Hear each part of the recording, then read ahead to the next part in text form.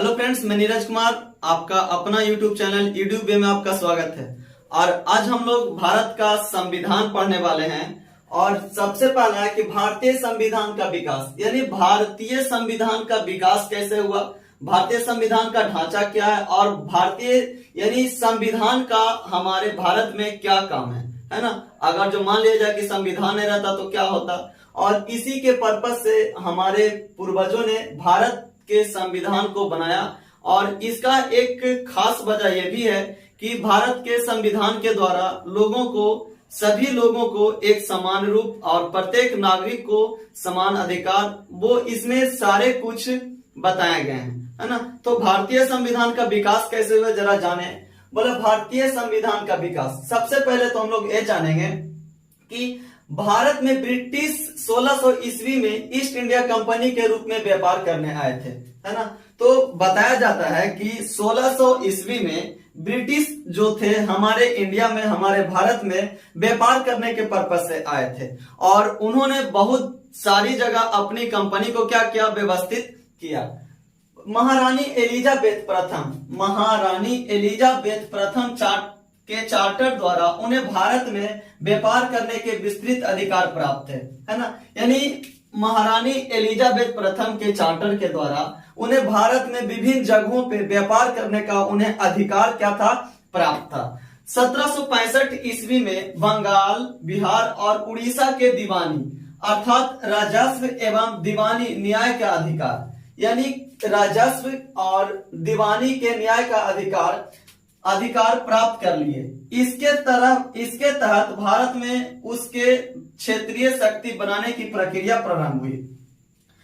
1858 ईस्वी में सिपाही विद्रोह के परिणाम स्वरूप ब्रिटिश ताज ने भारत के शासन का उत्तरदायित्व प्रत्यक्ष अपने हाथों में ले लिया। यह शासन 15 अगस्त 1947 में भारत की स्वतंत्रता प्राप्ति तक अनवरत रूप से जारी रहा। यानी 1765 ईस्वी में बंगाल और बिहार, उड़ीसा के दीवानी अर्थात राजस्व एवं दीवानी का न्याय का अधिकार प्राप्त कर लिया। इनके तहत भारत में व्यापार और उनके क्षेत्रीय शक्ति की बनने की प्रक्रिया क्या हो गई, प्रारंभ हो गई। 1858 में सिपाही विद्रोह के परिणाम स्वरूप, जैसे ही 1858 का सिपाही विद्रोह होता है तो उसके परिणाम स्वरूप क्या होता है, ब्रिटिश ताज ने भारत का शासन उत्तरदायित्व प्रत्यक्ष अपने हाथों में ले लिया, है ना। 1858 की सिपाही विद्रोह होता है और ब्रिटिश के जो लोग जो थे, है ना, अपने हाथों में सारा शासन क्या किया, ले लिया। और ये शासन तब तक चलते रहा जब तक कि हमारा देश आजाद ना हो जाए। यानी 15 अगस्त 1947 तक ये जो इनका शासन जो था ये ब्रिटिश के हाथ में था।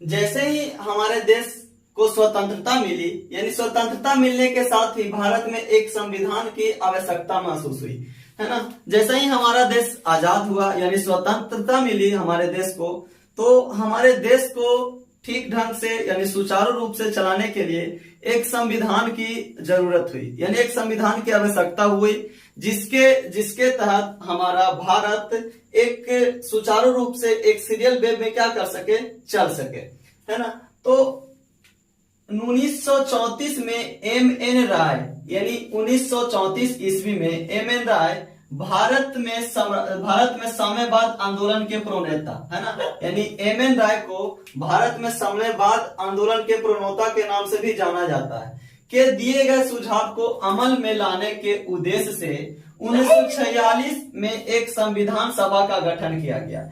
यानी इनके बातों को अमल में लाने के लिए इनके माइंड में आया कि भाई भारत में एक संविधान की जरूरत है, जिससे कि भारत को एक अच्छी रूप से चलाया जा सके, है ना। इनके दिमाग में ये बात आया और इन्होंने क्या किया, 1946 में एक संविधान सभा का गठन किया, है ना। 1946 में संविधान सभा का इन्होंने क्या किया, गठन किया। और 26 जनवरी 1950 को संविधान अस्तित्व में आया, और 26 जनवरी 1950 को संविधान क्या में आया, अस्तित्व में आ गया। अब बताया जा रहा है कि संविधान और राज्य व्यवस्था की अनेक विशेषताएं, यानी कहने का मतलब है कि संविधान और राज्य व्यवस्था की अनेक विशेषताएं ब्रिटिश शासन से ग्रहण की गई थी, है ना। जिस प्रकार से ब्रिटिश लोग अपने राज्य में या अपने लोगों पे किस प्रकार से शासन कर रहे थे, उसी के रूपरेखा देखकर हमारा भारत भी उस चीज को क्या किया, अपनाया, है ना। यानी भारत को उस चीज वो चीज उनका चीज अच्छा लगा और उन्हें वो क्या किया, अपनाया, है ना। तो संविधान की राज्य व्यवस्था में अनेक विशेषताएं ब्रिटिश शासन से ग्रहण की गई थी, जिसके कारण ब्रिटिश शासित भारत में सरकार और प्रशासन की विधिक रूपरेखा तैयार की गई। और जिसी के कारण जो ब्रिटिश शासित भारत में, यानी पहले तो भारत में कौन रहा था, ब्रिटिश का राज चल रहा था। ब्रिटिश राज सरकार और प्रशासन विधिक रूपरेखा की तैयार की गई। इन घटनाओं ने हमारे संविधान और राजतंत्र पर गहरा प्रभाव छोड़ा, है ना। जैसे ही इन घटना हुआ तो हमारे राज्य और संविधान पे क्या किया, एक गहरा प्रभाव छोड़ा।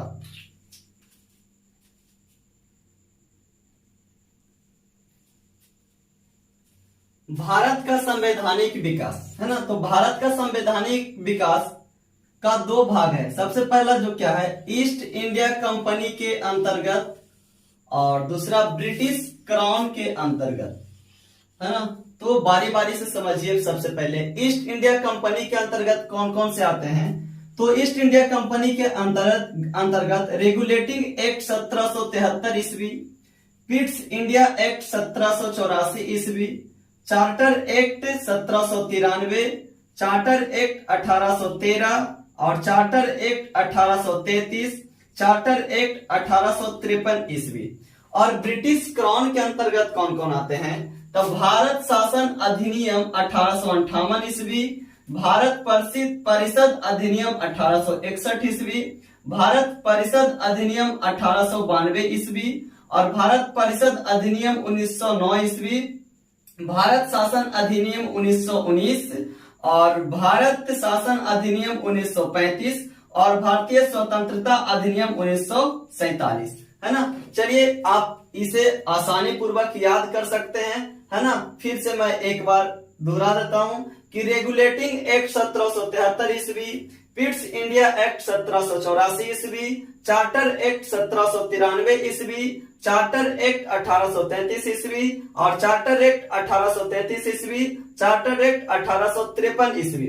और ब्रिटिश क्राउन के अंतर्गत कौन कौन आ रहे हैं, तो भारत शासन अधिनियम 1858 ईस्वी, भारत परिषद अधिनियम 1861 ईस्वी और भारत परिषद अधिनियम 1892 ईस्वी और भारत परिषद अधिनियम 1909 ईस्वी, भारत शासन अधिनियम 1919 ईस्वी और भारत शासन अधिनियम 1935 ईस्वी और भारतीय स्वतंत्रता अधिनियम 1947 ईस्वी, है ना। इस सभी को हम लोग बारी बारी से एक एक करके पढ़ेंगे। और सबसे पहला जो हम लोग पढ़ेंगे, ईस्ट इंडिया कंपनी के अंतर्गत जितने भी एक्ट हैं सारे को हम लोग पढ़ेंगे और बाद में ब्रिटिश क्राउन के अंतर्गत जो है उन्हें हम लोग पढ़ेंगे।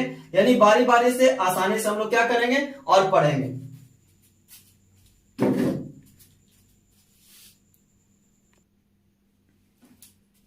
अब आइए जरा सबसे फर्स्ट में पढ़ते हैं कंपनी का शासन, है ना। कंपनी का शासन सबसे फर्स्ट में रेगुलेटिंग एक्ट 1773, यानी रेगुलेटिंग एक्ट 1773 में क्या है और इसके अंतर्गत क्या क्या नियम और कानून है, जो जरा देखिए। बताया जा रहा है कि भारत में ईस्ट इंडिया कंपनी के कार्यों को नियमित और नियंत्रित करने की दिशा में ब्रिटिश सरकार द्वारा उठाया गया पहला कदम था। यानी रेगुलेटिंग एक्ट 1773 का कहना है कि भारत में जो ईस्ट इंडिया कंपनी जो चल रही थी उनकी कार्यों को नियंत्रित करने के लिए, है ना, नियंत्रित करने के लिए ब्रिटिश सरकार के द्वारा उठाया गया यह पहला कदम था। कब का, तो 1773 का रेगुलेटिंग एक्ट। सेकेंड क्या बताया गया, बोला इसके द्वारा पहली बार कंपनी के प्रशासनिक और राजनैतिक कार्यों को मान्यता मिली। यानी किसके द्वारा, यानी 1773 के रेगुलेटिंग एक्ट के द्वारा कंपनी के प्रशासनिक और राजनैतिक कार्यों को क्या मिली, मान्यता मिली। इसका अब बताना है कि इसका विशेषता क्या है, यानी किसकी विशेषता, तो 1773 के रेगुलेटिंग एक्ट की विशेषता क्या है। तो जरा सुनिए, बोला इस अधिनियम के द्वारा, यानी इस माने किस 1773 के अधिनियम के द्वारा बंगाल के गवर्नर को, है ना, बंगाल के गवर्नर को बंगाल का गवर्नर जनरल का पद दिया गया। यानी रेगुलेटिंग एक्ट 1773 के अंतर्गत बंगाल के गवर्नर को बंगाल का गवर्नर जनरल पद दिया गया तथा मुंबई एवं मद्रास के गवर्नर को इसके अधीन किया गया। और जो मुंबई और मद्रास के जो गवर्नर थे इनके क्या कर दिए, अधीन में कर दिए गए। इस एक्ट के तहत बनने वाले प्रथम गवर्नर लॉर्ड वारेन हेस्टिंग थे, है ना। बोला अगर जो आपसे पूछेगा कि 1773 के रेगुलेटिंग एक्ट में बनने वाले सबसे प्रथम गवर्नर कौन थे, तो लॉर्ड वारेन हेस्टिंग थे, है ना। बोला इसके द्वारा मद्रास एवं मुंबई के गवर्नर के, इसके द्वारा यानी किसके द्वारा, 1773 ईस्वी के रेगुलेटिंग एक्ट के द्वारा मद्रास एवं मुंबई के गवर्नर बंगाल के गवर्नर जनरल के अधीन हो गए, है ना। यानी मुंबई एवं बंगाल के गवर्नर जनरल के क्या हो गए, अधीन हो गए। मद्रास एवं मुंबई के जो गवर्नर थे वो बंगाल के गवर्नर जनरल के क्या हो गए, अधीन हो गए। जबकि सबसे पहली प्रेसिडेंसियों का गवर्नर एक दूसरे से अलग अलग थे, और पहले यानी रेगुलेटिंग एक्ट से पहले सभी प्रेसिडेंसियों का गवर्नर क्या था, सबका अलग अलग था। और जैसा ही कंपनी ने रेगुलेटिंग एक्ट 1773 शुरू किया तो इस एक्ट के तहत मद्रास एवं मुंबई के गवर्नर को बंगाल के गवर्नर जनरल के क्या हो गए, अधीन हो गए।